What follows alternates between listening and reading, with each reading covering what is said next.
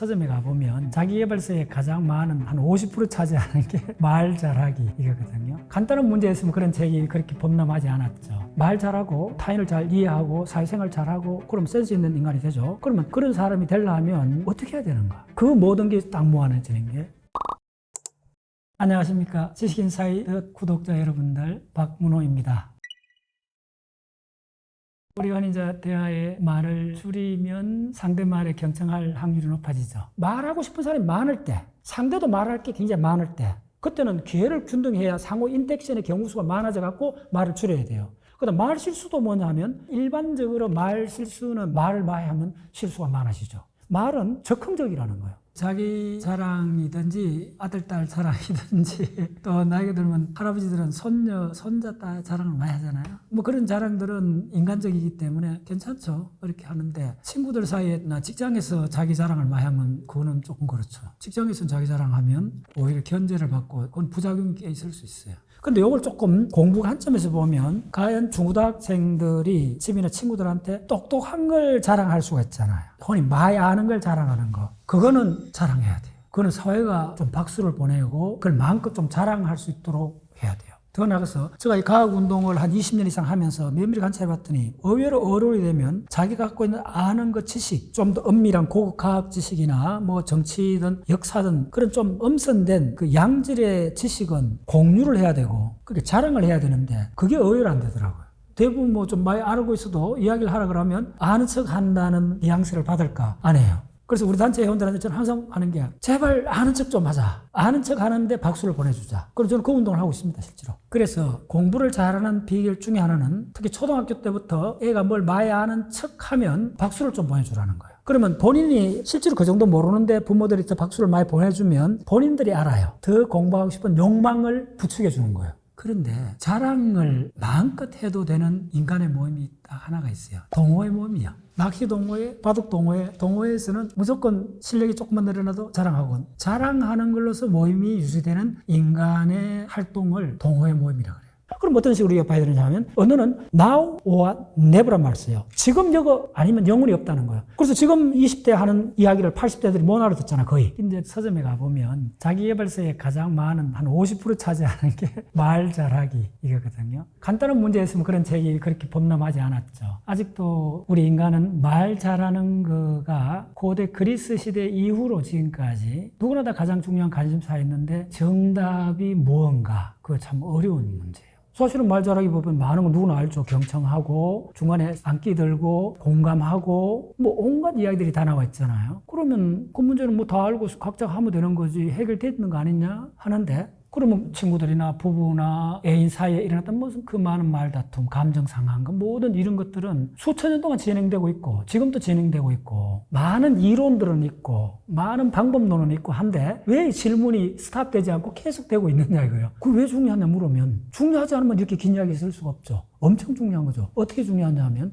천천히 들어봤더니 우리는 어떤 근본적인 현상이 있다면 그 위의 단계, 거기서 드러난 단계만 자꾸 이야기를 하고 있다는 거예요. 자, 먼저 결론부터 말씀드리겠습니다. 말 잘하고 타인을 잘 이해하고 사회생활 잘하고 그럼 센스 있는 인간이 되죠. 그러면 그런 사람이 되려면 어떻게 해야 되는가? 그 모든 게 딱 모아내지는 게 감정이죠. 아마 그거는 대부분 동의하실 겁니다. 한번 보세요. 여러분이 많이 배울 수도 있고 돈이 굉장히 많을 수도 있고 건강할 수도 있고 그런데 만약에 70대에서 한 90대쯤 됐다 합시다. 내가 80살쯤 됐는데 본인 스스로 삶의 만족도를 가름할 때 당연히 건강, 재력, 지적, 능력 이 모든 게 들어가긴 하지만은 어쩌면 결정적이지 않을 수 있다는 거예요. 결정적인 건 뭐냐? 말 그대로죠. 답은 알죠. 내가 만족하면 되는 거죠. 어떤 상태든지 자기의 감정 상태, 자기의 느낌, 자기의 내면의 감정 상태에 만족하면 그게 스트레스를 안 받으면 다른 이야기하면 그게 원하는 거잖아요. 감정이란 걸로 모아진다는 거예요. 감정이 대부분 모든 것에 관련되어 있다는까지는 초등학생부터 누구나 다 아는 이야기예요.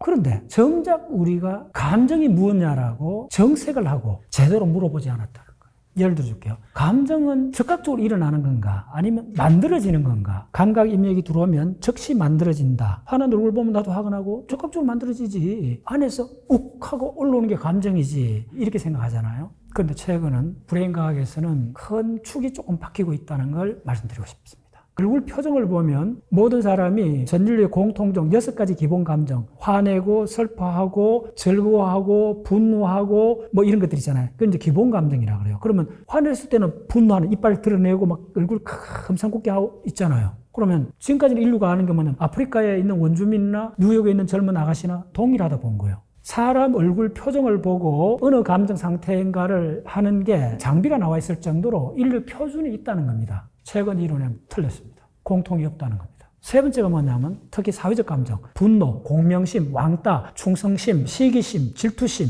감정은 어디서 나오느냐? 바로 개념에서 나온다는 거예요. 이 세 번째 결론. 자, 이때 개념은 민주주의다, 물리학의 엔트로피다, 그런 거에 직접 해당되는 게 아니고 이때 말하는 개념은 자, 여러분들이 하단을 정리하다가 화분 옆에 붙었던 벌집을 건드렸다. 그럼 땡볕이 앵하고 막 한 10마리가 나한테 달라든다. 그럼 어떻게 해야 되겠어요? 막아야 되잖아요. 그래서 나무가지가 옆에 있어. 나무가지가 막 휘치는 거야. 그래도 이 땡볕들이 막 탁 들어온 거야. 나무가지 사이를 뚫고 들어오는 거야. 그럼 어떻게 했죠? 막 도망을 가. 웃도리를 벗어갖고 막 흔들어. 그래도 막 달라들 수 있잖아. 충분히 예상되죠? 그래 어떻게 해? 집으로 들어와. 문을 탁 닫아. 자, 이 전체가 1분 내로 끝났어요. 나무가지, 내 옷, 그리고 우리 집. 이 세 가지는 공통점이 있죠. 벌을 피한다. 방어한다는 게 생겼죠. 방어가 바로 개념입니다, 이때. 그러면 이때 당혹스럽고 두려운 감정이 생겼죠.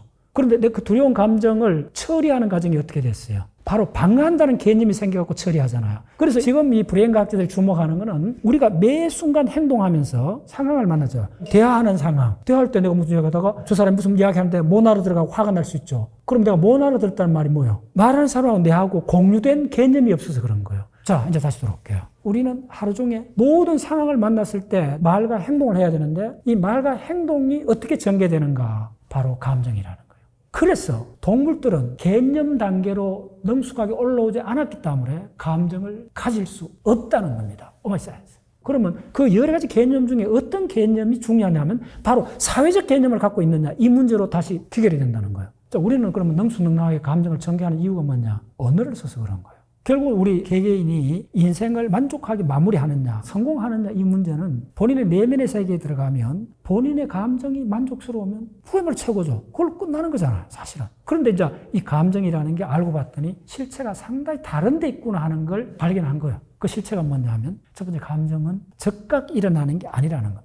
문과생들한테 양자역학 물리학 책을 주면 어떻게 하겠어요? 감정이 일어나요? 안 일어나지. 그러면 감정은 어디서 왔느냐? 자, 벌을 막기 위해서 막는다는 개념이 생겼죠. 그러면 이 막는다는 개념이 다르게 보면 뭐냐면 목적이 되죠. 목적이 달성될 때까지 나는 여러 가지를 다르게 선택했잖아요. 결론 말씀드리겠습니다. 우리는 감정이 언제 일어나냐면 상황이 벌어져야 돼요. 내가 관심을 가질 만한 상황. 학교에 가는 거는 공부하는 목적이 있죠. 목욕탕에 가는 거는 때를 민다는 목적이 있죠. 모든 데는 목적이 있잖아요. 목적이 없는 행동을 할 수 있는 인간은 지구상에 존재하지 않아요.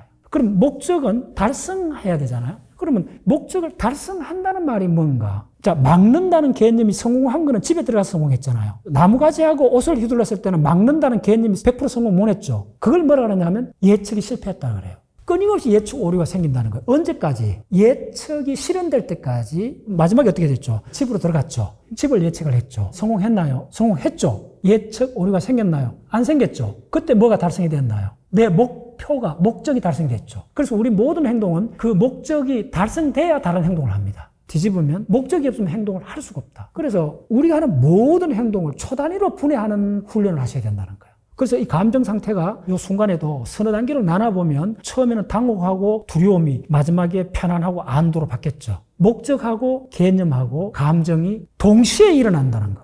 자, 그러면 이걸 말 잘하는데 그대로 적용해 보시라는 거예요. 그럼 말을 잘한다는 거는 목적이 뭡니까? 말을 잘했나 못했나는 하고 있는 중간에는 잘 알 수가 없지만 끝나고 나면 명확해졌죠. 만족할 때가 있죠. 내가 말하는 동안에 들어갔던 모든 감정의 총합을 끝났을 때 평가를 할 수가 있기 때문에. 그러면 말을 잘하려면 상대가 내가 말하고 싶은 목적을 다 따라오면 바로 그게 가장 최고의 커뮤니케이션이죠. 그러면 내가 갖고 있는 개념이나 상대가 갖고 있는 개념을 동시에 공유를 해야 되죠. 공유된 개념이 없으면 우리 알아들을 수가 없죠. 감정이 생기지 않는다는 거예요. 첫 번째 감정은 본능적으로 일어나는 거. 우리 대부분 그렇게 알고 있잖아요. No. 음악 애호가들을 아닌 사람은 피아노 협주곡이나 교향곡들 마음껏 못 즐기잖아요. 감정이 안 일어나잖아요. 그래서 감정은 구성되는 거라는 거예요. 그럼 만들어지려면 재료가 있어야 되잖아요. 그럼 감정을 일으키는 그 근본은 뭐냐? 바로 브레인의 시뮬레이션이라는 거예요. 흉내 내는 게 시뮬레이션이잖아요. 바로 브레인이 흉내를 내는 과정이라는 거예요. 감각 입력이 들어오면 이 감각 입력이 도대체 내한테 어떤 의미로 될 건가를 미리 계산해보자는 과정이 바로 감정이라는 거예요. 그럼 시뮬레이션을 하려면 데이터를 넣어줘야 되잖아요. 바로 이전 과거 경험의 기억을 시뮬레이션 한다는 거예요. 근데 여기서 지금 빠진 게 있어요. 내 몸. 어쨌든 그 사람이 두렵고 당황했고 막아갖고 안심했잖아요. 이 모든 과정이 어디서 일어나요? 바로 내 몸에서 일어나죠. 감정은 몸의 생리적 반응에 뿌리를 내리고 있다는 거예요. 그러면 우리의 몸의 생리적 반응이 곧장 감정이 되느냐? 이 느끼는 게 곧장 감정이 되는 것이 아니고 감정의 중간 단계로 간다는 거예요, 아들이. 그래서 그걸 부른 이름을 지금 브레인과학자들이 특별히 뭐라고 하냐면 어펙티브, 정동이라 불러요. 그러면 정동이 뭐냐? 접근하고 해피 반응이 생겼어요. 접근은 내가 좋은 것 접근하잖아요. 그걸 뭐라고 하냐면 심리학에서 쾌감이라 그래요. 해피는 뭐죠? 불쾌죠. 그러면 쾌감을 시간을 줄이고 강도를 높이면 어떻게 될까요? 의기양양이요. 내가 어떤 행동을 했는데 좋은 방향으로 예측이 좋은 방향으로 왕창 깨진 거예요. 그 다음에 쾌감을 강도를 줄이고 시간을 늘려봤어요. 편안해져요. 근데 계속 한번 있어봤어요. 감자칩만 먹으면서 하루 종일 텔레비전 본다 해봤어요. 어떻게 되죠? 나중에 지루해져요. 지루해지는 걸 강도를 조금 높여봤어요. 뭐가 되죠? 그게 바로 우울이 되죠. 우울증은 뭐냐면 예측이 잘못된 거예요. 안 좋은 예측의 순환 고리를 몸 빠져나오는 정신 상태를 우울증이라고 그래요. 우리가 또 예측은 전부 다 미래 상태를 보는 거잖아요. 한두 가지 부정적 예측만 계속 투사하는 경우 불안 가행증이 돼버려요. 그 다음 또 뭐냐면 예측이 굉장히 빈약한 경우가 있어요. 그 예측을 안 하고 행동만 분출하는 경우가 있어요. 그게 바로 자폐증에 가까워지는 거예요. 그럼 당연히 감정도 예측하고 링크가 돼야 돼요. 감정은 개념하고 목적하고 연결되어 있죠. 근데 우리 몸은 내 내부에서 일어나는 거잖아요. 내 내부에 일어나는 것도 다 예측을 해야 돼요. 배가 고프면 내가 점심을 1시간 후에 먹을 건지 언제 먹을 예측을 해야 되죠. 그래서 갈증, 식욕, 성욕, 그 다음 스트레스, 이 모든 문제가 만나는 것이 뭐냐면 이걸 해결해줘야만 내가 살아갈 수가 있죠. 이 모든 내 몸의 예측을 하려면 현 상태를 알아야 되죠. 내 몸의 현 상태를 아는 거가 내 수용, 내부에서 올라오는 걸 수용하는 브레인의 피질이 있습니다. 그래서 그걸 뭐냐면 내 수용 신경망이라 그래요. 내부에서 심장 박동, 혈압, 갈증, 소변, 대변을 언제 봐야 되는가, 이 모든 정보가 올라오잖아요. 올라오는 걸 그 영역이 현 상태에 대한 모든 값을 딱 갖고 있다는 거예요. 그 측정 값이 어펙티브, 정동이고 쾌, 불쾌인 거예요. 우리가 구체적 감정은 뭐냐면 그 정동이 사회적 개념의 옷을 입으면 그게 바로 구체적 감정이 돼요. 그래서 혼자서 만들어지는 것을 감정이라 하면 안 돼요. 혼자서 만들어지는 게 뭐죠? 지루한 거는 혼자서 만들어지잖아요. 속이 쓰린 거는 내가 혼자서 만들어지잖아요. 내 몸이 만들었잖아요. 그런 걸 뭐라 그러냐면 정동이라 그러고, 다른 사람하고 상호작용하는 과정에서 행동을 해야 되잖아요. 행동하는 과정에서 뭐가 출현했어요? 개념이 출현했다 그랬죠. 그래서 앞dom이 굉장히 중요합니다. 행동에는 반드시 목적이 있고 목적에서 곧장 만들어지는 게 개념이라고 그랬죠. 행동과 목적과 개념은 결코 분리될 수 없는 동일한 겁니다. 이제 명확해졌죠. 시기심, 질투심, 왕따당하는 거, 그 다음에 우쭐대는 거 전부 다 타인 속에서 행동하는 과정이 생겼죠. 바로 사회적 감정, 사회적 개념.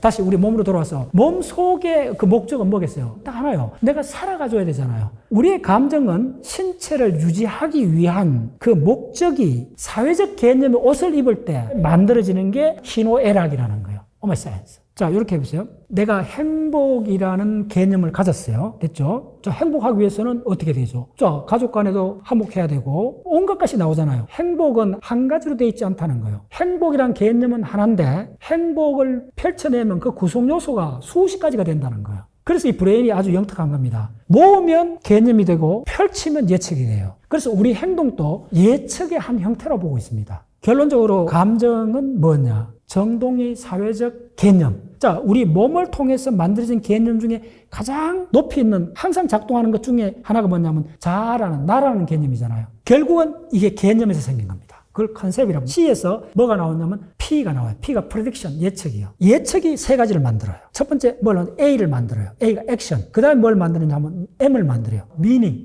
의미를 만들어요. 세 번째가 뭘 만드느냐면 C라고 하는데 컨트롤이라고 그래요. 바로 우리 신체를 컨트롤한다는 거예요. 내 몸을 컨트롤하는 모든 정보가 개념화되는 걸 감정이라고 그랬죠. 그러면 감정을 조절할 수 있는 방법이 있나? 있다 이거죠. 바로 개념을 바꾸라는 거예요. 그러면 예측이 바뀌죠. 예측이 바뀌면 행동이 바뀌죠. 내 몸을 조절하는 게 바뀌죠. 그러면 개념은 바로 뭐냐면 우리 쓰는 언어입니다. 말이고 문자입니다. 그래서 말 잘하는 게 지난 3,000년 동안 계속되지만 지금도 진행 중인 이유가 뭐냐면 개념의 세계이기 때문에 그렇습니다. 다시 개념이 왜 중요하냐면 개념이 없으면 아예 당신의 세계는 사라집니다. 개념이 없으면 경험을 할 수가 없습니다. 만약에 어떤 원주민한테 장미꽃을 한 답을 선물했다. 근데 그 밀림에는 장미꽃이란 꽃이 없다면 그 장미꽃 받은 원시 부족은 뭐라고 경험했겠어요? 장미꽃이라는 감정을 경험할 수가 없는 거예요. 그래서 그걸 확장을 하면 개념이 없으면 우리에 들어온 모든 감각 입력은 단지 잡음에 불과해요.